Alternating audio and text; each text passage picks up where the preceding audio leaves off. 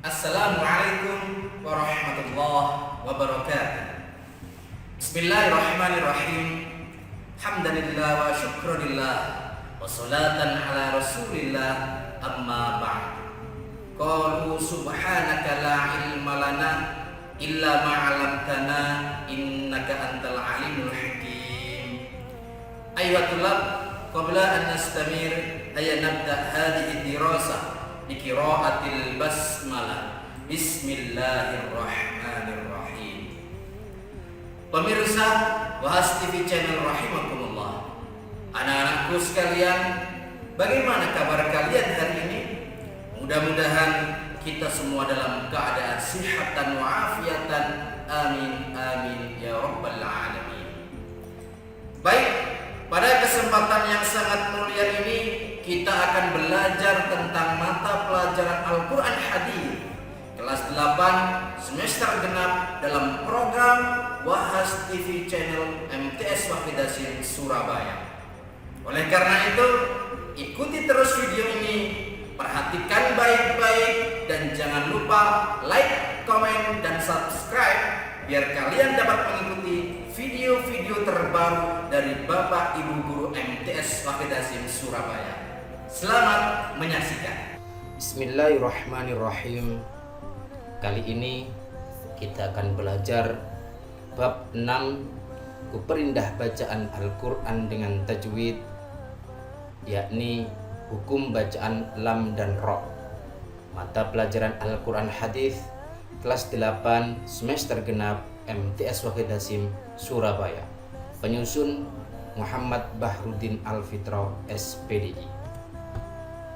Oleh karena itu, sebelum kita mulai pembelajaran kali ini, akan kami sampaikan KI, KD, dan tujuan pembelajarannya, yakni KI 4, mengolah, menyaji, dan menalar dalam ranah konkret menggunakan, mengurai, merangkai, memodifikasi, dan membuat ranah abstrak, menulis, membaca, menghitung, menggambar, dan mengarang sesuai dengan yang dipelajari di sekolah dan sumber lain yang sama dalam sudut pandang atau teori.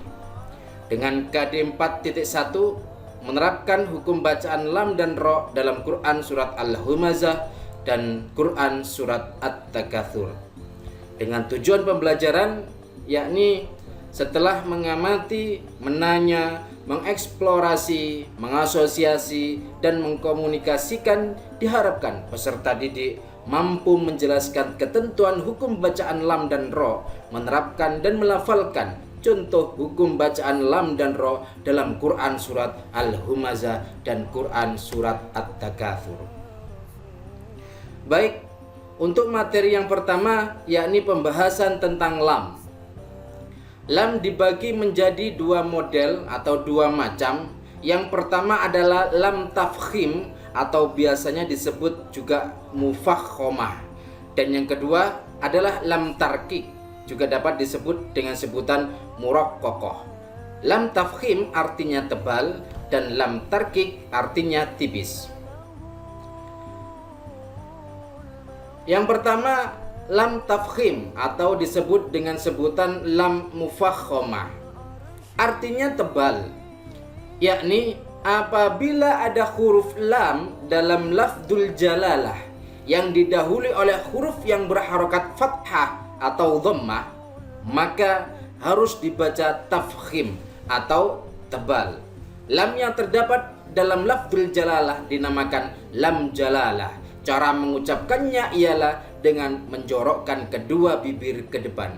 Baik, sekarang kita perhatikan contoh di bawah ini. Contoh yang pertama, lafdzul jalalah. Lafdzul jalalah adalah lafadz Allah yang mana didahului oleh huruf yang berharokat fathah.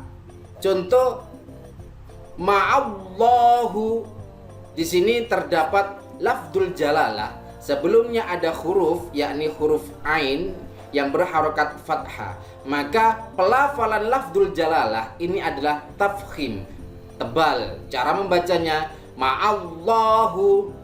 Contoh yang kedua, qul huwallahu ahad. Sekali lagi, qul huwallahu ahad. Contoh ketiga, syahidallahu. Sekali lagi, syahidallahu. Baik, yang kedua yakni lafdzul jalalah atau lafaz Allah yang didahului oleh huruf yang berharokat dhammah. Seperti contoh warahmatullahi. Pelafalan lafdzul jalalah harus dibaca tafkhim atau tebal. Misal contoh warahmatullahi. Tullahi tidak boleh jika kita melafalkan warahmatullahi tipis, tidak boleh, harus tebal. Contoh yang kedua,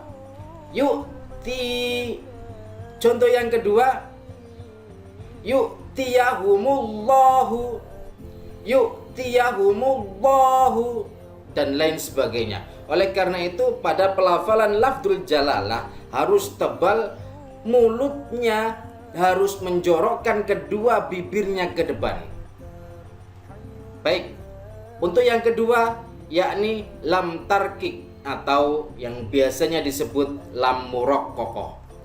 Huruf lam dibaca tarkik atau dibaca tipis ada dua keadaan, yaitu yang pertama, lam yang terdapat pada lafdzul jalalah atau lafaz Allah dan didahului oleh huruf yang berharokat kasroh, maka mulut tidak menjorok ke depan. Seperti contoh pada slide kali ini yakni bismillahi. Kita perhatikan ada lafdzul jalalah, sebelumnya ada huruf berharokat kasroh, maka cara membacanya tipis, yaitu tarkik.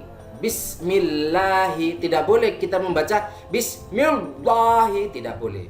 Kita wajib membaca tipis. Contoh yang kedua yakni fi rasulillahi, fi rasulillahi. Contoh yang ketiga fi dinillahi, fi dinillahi. Baik, untuk yang kedua yakni lam tarkik dibaca tipis ketika semua lam yang terdapat dalam lafaz selain lafdzul jalalah. Dalam artian semua huruf lam yang tidak terdapat pada lafdzul jalalah, baik itu berharokat fathah, baik itu berharokat kasrah maupun dhamma, maka dibaca tipis. Contoh wa'allama, wa'allama. Contoh yang kedua likulli, tipis. Karena apa? Karena lam tersebut tidak berada pada lafdzul jalalah. Oleh karena itu membacanya tipis. Baik, pemirsa Wahas TV channel rahimakumullah. Materi yang kedua yakni tentang ro. Telah kita pahami dan kita bahas materi tentang lam, kali ini tentang hukum ro. Hukum ro dibagi menjadi 3 hukum, yakni hukum yang pertama ro tafkhim atau juga sama disebut dengan ro mufakhomah, artinya tebal. Dan yang kedua ro tarkik atau muraqqaqah yang artinya tipis. Lah, pada kesempatan hukum ro tersebut ada tambahan hukum 1 beda dengan hukum lam, yakni ro jawazul wajhain, artinya boleh dibaca tebal dan boleh dibaca tipis.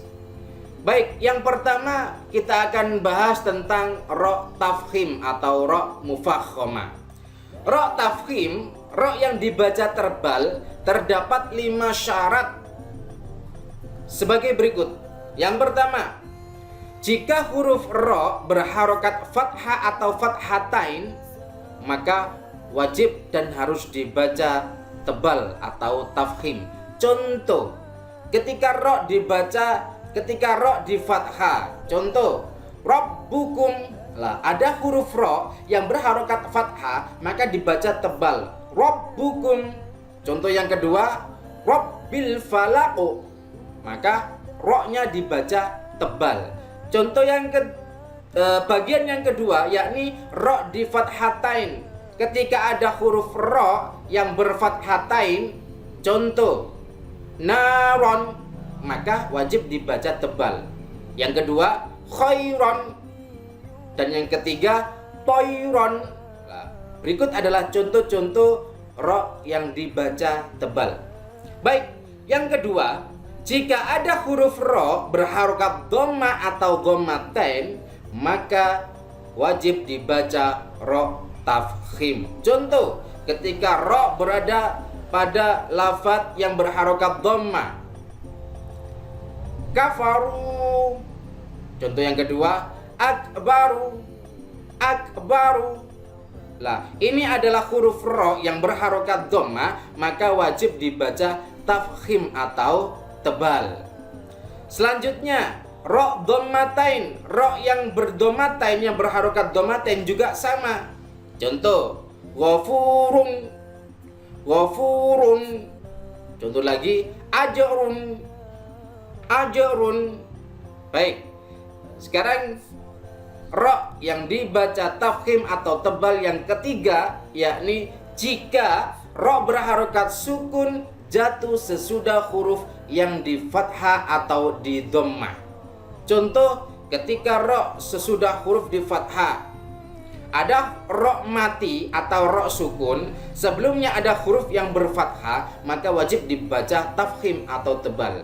Seperti contoh pada slide kali ini, wa arsala, harus dibaca tebal, tidak boleh wa arsala, tidak boleh, harus dibaca tebal, wa arsala. Contoh yang kedua, tarmihim. Dan yang kedua, ketika ro mati sesudah hurufnya di dhamma.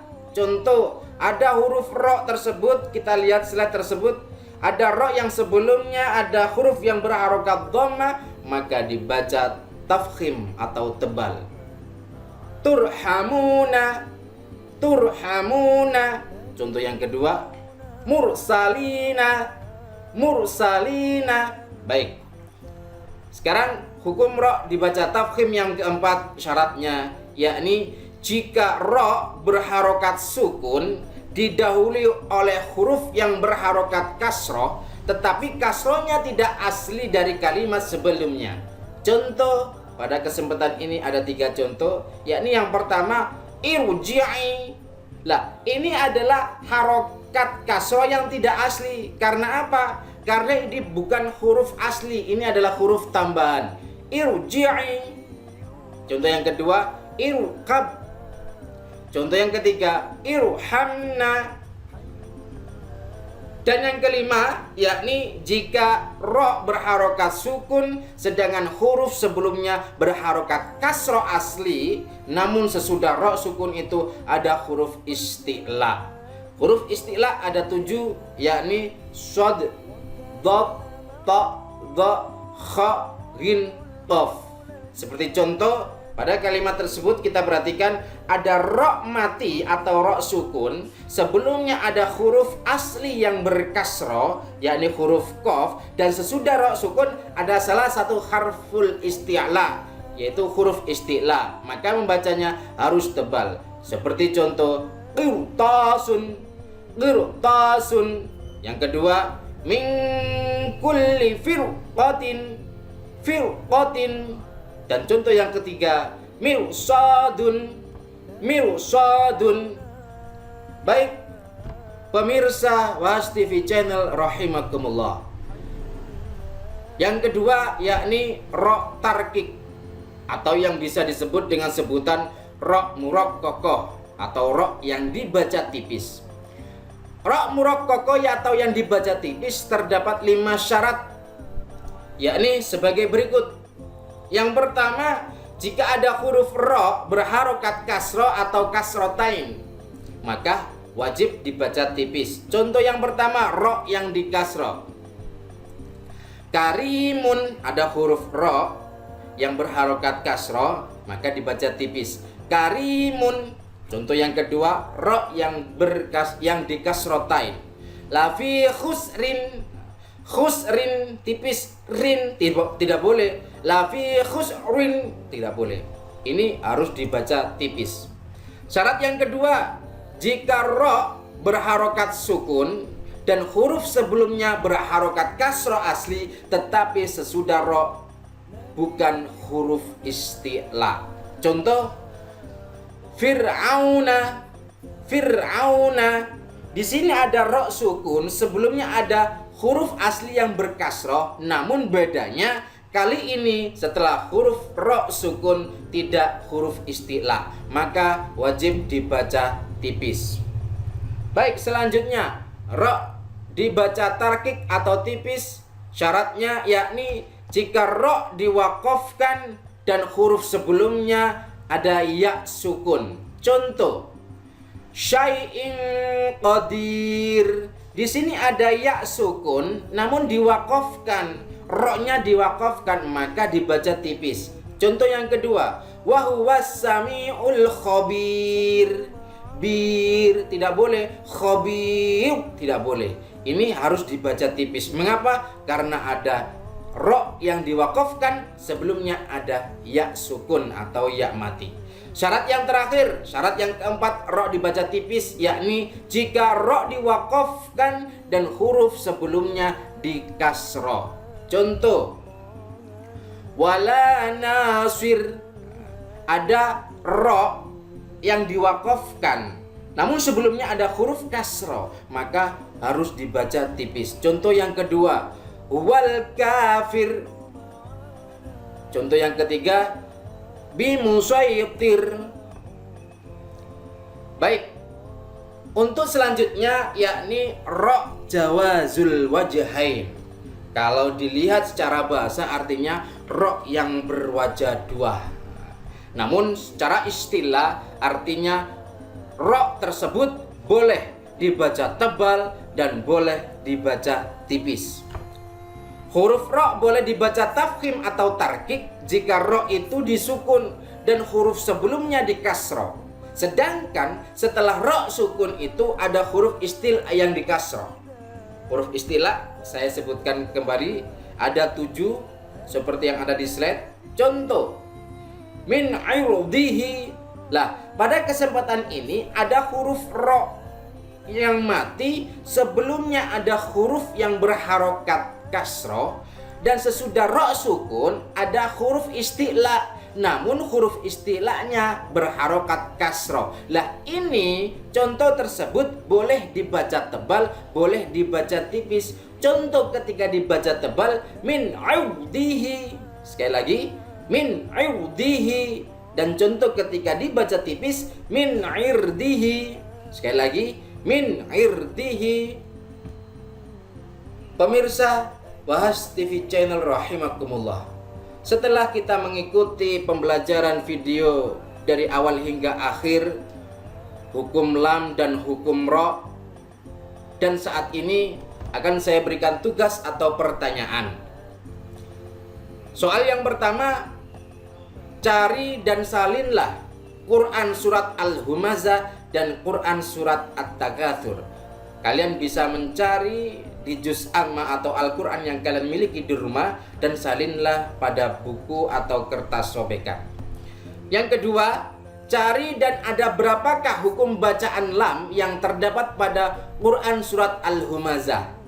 Tadi setelah kita mempelajari tentang hukum lam, sedikit mengingatkan ada lam tafkhim dan lam tarkik. Lah, dalam Quran surat Al-Humazah kalian carilah hukum bacaan lam ada berapa dan kalian tulis di bawahnya. Dan pertanyaan atau tugas yang ketiga yakni cari dan ada berapakah hukum bacaan ro yang terdapat pada Quran surat Al-Humazah. Sama dengan nomor yang 2, namun untuk yang kali ini kalian carilah hukum bacaan ro yang terdapat pada Quran surat Al-Humazah. Hanya 3 soal itu yang kalian harus kerjakan, dan untuk penugasannya jika kalian memilih untuk offline, maka yang pertama siapkan kertas HVS atau sobekan buku kalian. Yang kedua, lalu tulis nomor absen, nama, kelas, dan mata pelajaran.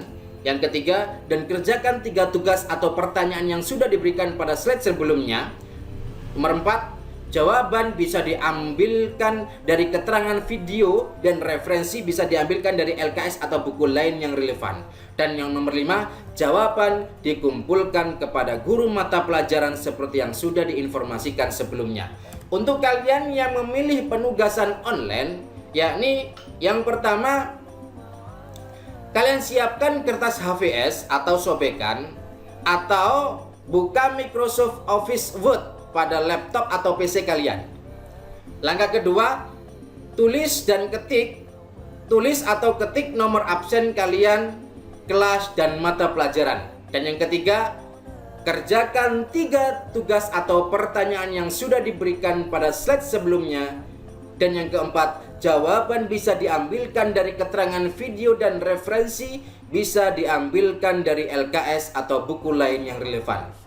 Dan yang kelima, jika mengerjakan di kertas, maka hasil atau tugas bisa difoto dan dikirimkan melalui WA kepada guru mata pelajaran, yakni Pak Alfi, di 0813 3637 6167. Dan jika mengerjakan di Microsoft Office Word, maka hasil atau tugas bisa dikirimkan melalui email guru mapel, yakni di Pak Alfi di alfimessi10@gmail.com. Pemirsa Wahas TV Channel rahimakumullah, bagaimana setelah kita menyaksikan tayangan video pembelajaran tadi? Sudah paham? Mudah-mudahan selama kita belajar baik langsung maupun dalam jaringan, mudah-mudahan kita senantiasa diiringi hidayah oleh Allah Subhanahu wa Ta'ala agar kita bisa mendapatkan ilmu yang bermanfaat. Dan mudah-mudahan kita semua, orang tua kita, guru-guru kita, senantiasa dilancarkan rezekinya, dijauhkan dari segala penyakit dan bahaya, serta mendapatkan ilmu yang bermanfaat dan barokah. Amin amin ya rabbal alamin. Mari kita tutup video pembelajaran kali ini. Ayyanantahi hadhihi dirasah bi qiraatil hamdalah. Alhamdulillahi rabbil alamin. Subhanakallahumma wa bihamdika asyhadu an la ilaha illa anta astaghfiruka wa atubu ilaik. Assalamualaikum warahmatullahi wabarakatuh.